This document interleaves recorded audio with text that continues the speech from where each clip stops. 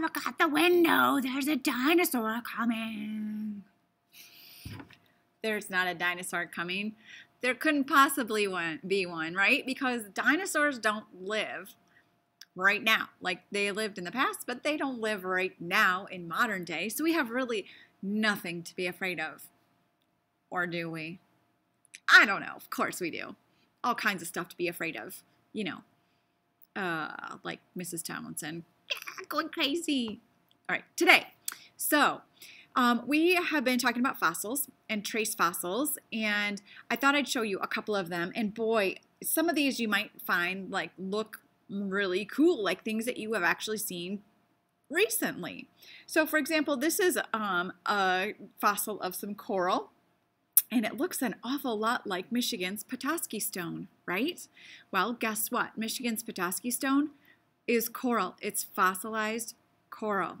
So we don't have a sea here or an ocean or a saltwater lake. So how did it get there? That tells us, and scientists would say, that probably Michigan at one point was underwater, maybe a coral reef, right? And so then we're finding fossils of Petoskey stones. Okay, that makes sense. But was that yesterday or last week or last month or like 20 years ago? No way. It was millions of years ago. This stuff happened so long ago that your brain cannot even grab onto the thought. So yeah, that's some coral. So you might have actually seen some of this if you've gone to Florida or some of the gift shops there, and that's fossilized coral also. And that's just what it looks like. I found a really cool fossil on the beach up north, and this is like a stack of shells is what it kind of looks like, but it's actually a plant. It was growing like this, right? And looks like a stem, right? It's kind of cool. Couldn't find that today though. It's pretty old. So you could probably find a shell like this or like this on the beach. I actually did find this. It's pretty old, but you could find a new shell that looked pretty good, like a scallop shell, right? And these existed millions of years ago, and these probably, I don't know, 100,000 years ago or so. And this one is also a fossil. I don't know, I can't see it very good. It's not like focusing very well. There you go, you can see it that way. But it looks like a clamshell, right? These are things that we know and that we have seen and we could make like connections with because we have seen them and can compare them to modern day creatures. What about this last one? I'm sure you're familiar with this. I think everyone is familiar with this because this is why you don't go swimming at dusk and you only go swimming during the day in the ocean. And you wouldn't want to swim with a bunch of fish that sharks eat, right? Because this is a giant shark's tooth, right? So if you found a giant shark tooth like this, that would tell you that something was big enough to have that in their mouth. Look at this. What if I had this? That's a big, big tooth of a big, big animal, right? So we know that these animals existed because we have discovered their fossils, right? So now scientists have tried to piece together like what animals existed when and what they looked like and how they came about. And so what they put together is called a fossil record.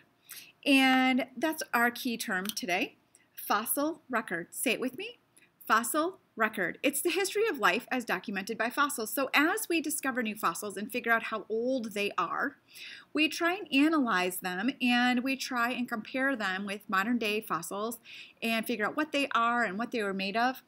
And you can see that about 3,000 million years ago, there were this is the Precambrian era, very simple creatures. And then as you get closer, you get larger creatures, maybe with legs and feelers and hands and claws and gills, and then eyes and flippers, and then really big fins and better eyes, and then huge land animals that have giant hearts and lungs. And eventually, of course, in the dinosaurs, Jurassic period, right, they had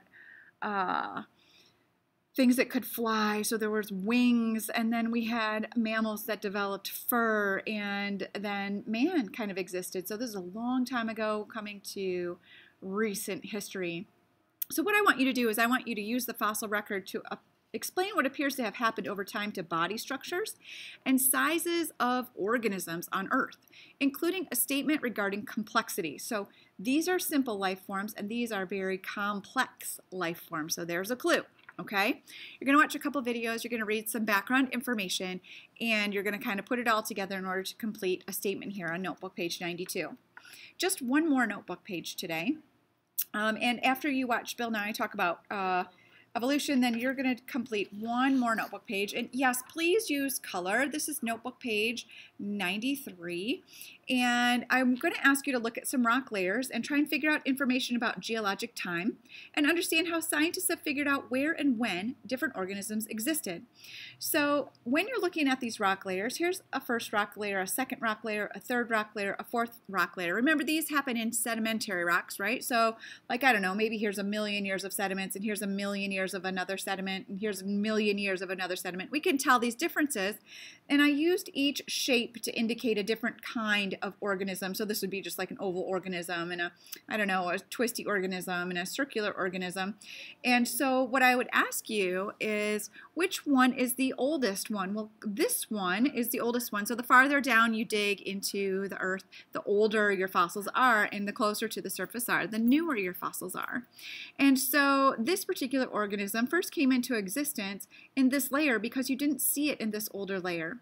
And the oldest fossil existed in layer 1, this first rock layer, because it's way down from the surface. It's covered with the other layers. You know, like if you let dust pile up in your house, there is stuff under the dust. The dust is more recent than the stuff that has been there. You can tell if something's been moved because there's a pattern in the dust in your house, right?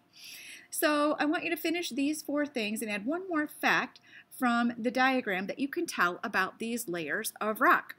You're going to watch some video, you're going to read some information. Today, ultimately, you have 2 notebook pages, and then you need to complete a review assignment on a Google form. Please make sure you rewatch videos, make sure you ask questions, make sure you get it right, okay? Use your notebook when you're doing your assignment. You only get 1 try, and it's worth a lot of points. So do your best. Try and learn something about these crazy creatures and be so glad that we did not exist when the dinosaurs existed. Or maybe there's just no proof because they ate us all.